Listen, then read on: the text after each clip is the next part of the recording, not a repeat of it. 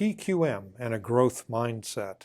Have you ever worked in or with an organization that has taken the quality message to heart? Greetings, I'm Dr. Will, and welcome to Dr. Will's Software Project Leadership channel, where we focus on building real software to solve real problems. I recently started working with an organization that actually lives the quality message, or I should say it is actively pursued by the senior leadership. Over time, we'll see how that plays out. If you've already subscribed to the channel, thanks a lot. Appreciate that. If you would like more content like this, then subscribe and hit the bell below to be notified when more content becomes available. First, the senior leadership of the new organization I'm associated with is truly focused on quality. They're not just implementing the latest, greatest TQM, which is Total Quality Management buzz phrase from back in the day, slogan anyway, to come down the pike, but have a sincere focus on continual improvement. It is breathtakingly refreshing. In my own company, we've focused on quality, but haven't always had the necessary resources for executing those plans to put that focus into practice. Make no mistake, quality is free, but it's free because it pays off over time. And that means you need to have some form of upfront investment, and that's difficult or impossible to do without some slack. This organization, the new organization, has embraced continuous improvement and is doing so in part by actively embracing the, quote, growth mindset, close quote, that is described by Dr. Carol Dweck of Stanford University in her book, Mindset, The New Psychology of Success. Dr. Dweck clarifies the two mindsets in a recent Harvard Business Review article. She says, individuals who believe their talents can be developed through hard work, good strategies, and input from others, have a growth mindset. They tend to achieve more than those with a more fixed mindset, those who believe their talents are innate gifts. Why?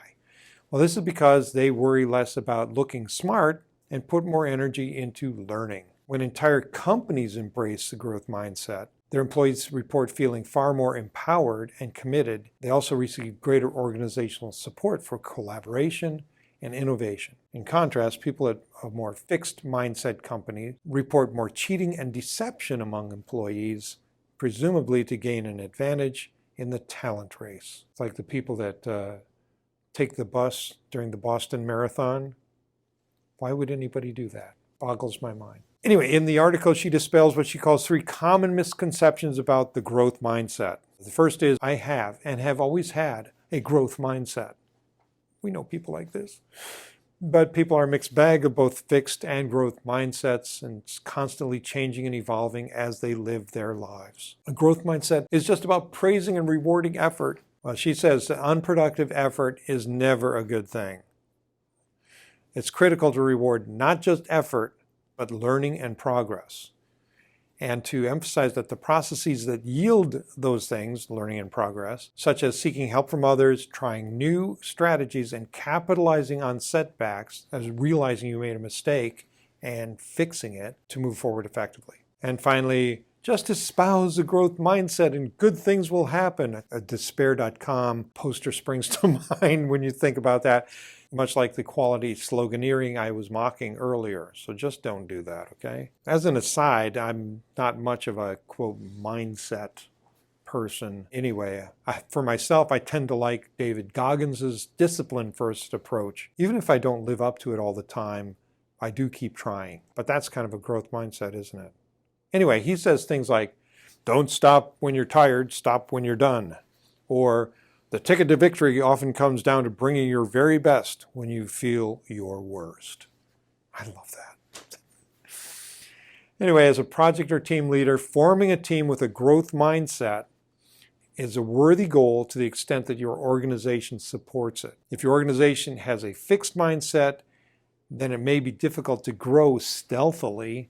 Your challenge becomes managing up, and good luck with that. The term I use for doing that kind of thing is you're pushing a rope, okay? So what happens in an organization where senior leadership has a true quality focus or growth mindset, but whose worker bees have chosen not to get on board with it? Because growing is hard, right? And quality looks like it's difficult too. Anyway, to the extent senior leadership knows what is going on, you should expect or even hope for turnover. This channel is dedicated to helping software projects succeed, not just in the short term, but in the long. So if you would like more content like this, be sure to subscribe and hit the bell below to be notified when new content becomes available. Also, if you have any questions, put them in a comment below and I'd be happy to entertain them at a later date. That's it for me for you for now. Hope you have a great day and a great week ahead. Y'all be careful out there. I'll be seeing you. Bye.